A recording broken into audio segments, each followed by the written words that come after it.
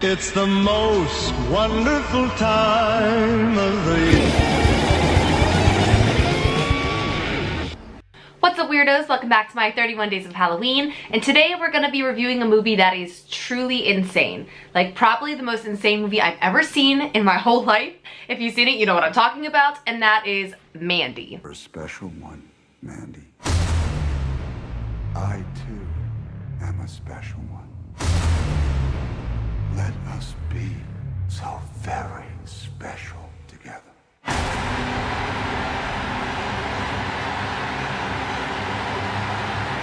So over the last few weeks, a shocking amount of people have been like, hey Felicia, have you seen Mandy? Friends, family, strangers on the internet. Literally everyone has been recommending this movie.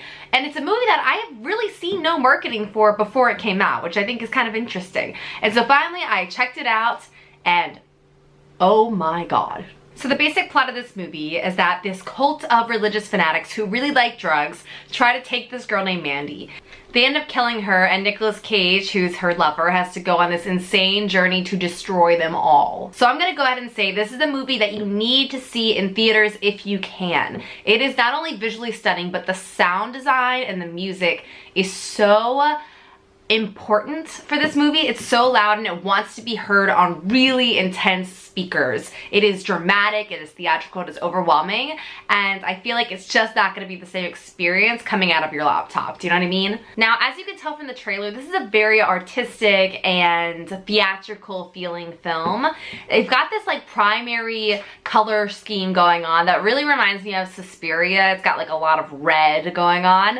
And this is like a brutal movie. It is brutal. The gore in this movie is so out of control, but in the best way. Like, honestly, the gore was probably my favorite part. All the deaths were really creative and really well done, and I just really appreciated that. I also really loved the characters. So Jeremiah, who's like the cult leader, he is such a hateable character. Like, he plays the best villain. He's played by Linus Roach, and he's just like, the moment he comes on screen, you're like, oh god, like that guy, like I know that guy.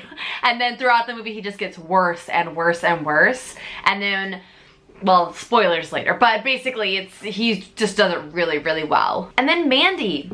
I think Mandy is an amazing character. She's played by Andrea Riseborough, who has these like huge, like half of her face sized eyes, and then she has this really long dark hair in the movie, and she's always wearing these like metal band t-shirts, and there's something about her that feels so inviting and that like you want to know about her. You want to know like what's going on in her brain, which is why she was so attractive to the cult in the first place, I assume. But yeah, she's just a really, really fascinating character, and I think Andrea does a really great job with her. Glowed from within, strange and eternal. And then, you know what? I gotta give a special shout out to Nicolas Cage, who kills it in this movie. I don't really like Nicolas Cage. Like, normally if he's in a movie, I don't really see that movie because I just don't love him. But in this movie, there is no one else that could have done this role like he could.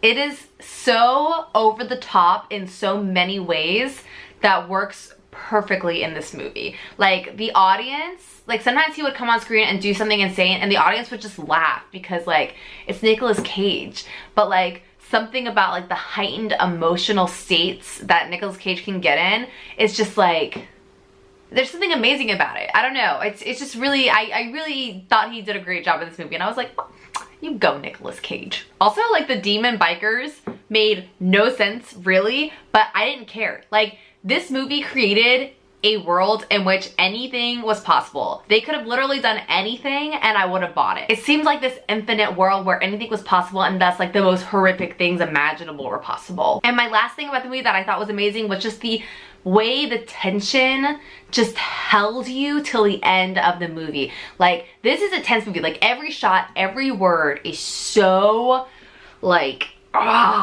so intense, and like you can't look away. You're just like this the whole time. Like, now let's get into some ratings. If you're new to my channel, all the ratings are out of 5. So 1 is like the least amount and 5 is the most. So for the scare, which this time is a hard one because there's not a lot of jump scares in this movie. So there's not a lot of times where you're like, oh, but the gore is really amazing.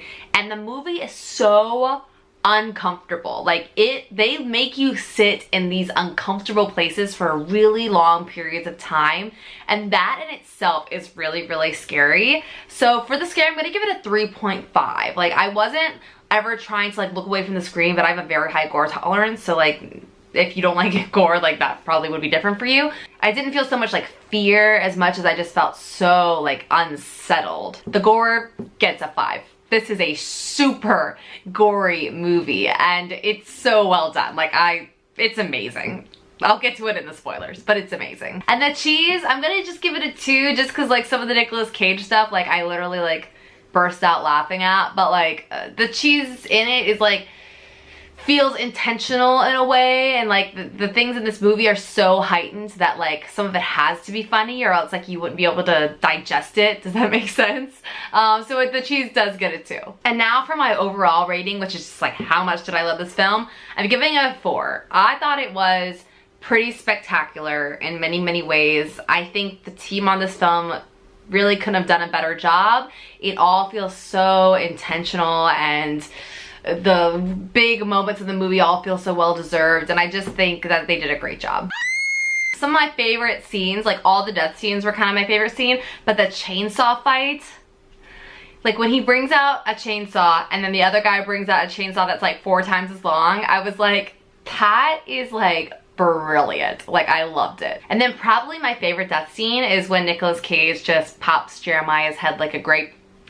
I just was like, I kind of felt it coming. I was like, he's just gonna squish his head. And then he did, and I was like, damn, that was good. Also, the scene of Nicolas Cage just making his scythe like a blacksmith, like, oh my god. That, I just was like, I was like, this is so epic. Like, I loved it. And then like the weapon that they show is just like amazing, and then watching him use it, I was just like, this is so badass. Like, it does not get more badass than this. So what you gonna do with that, man? I'm going hunting.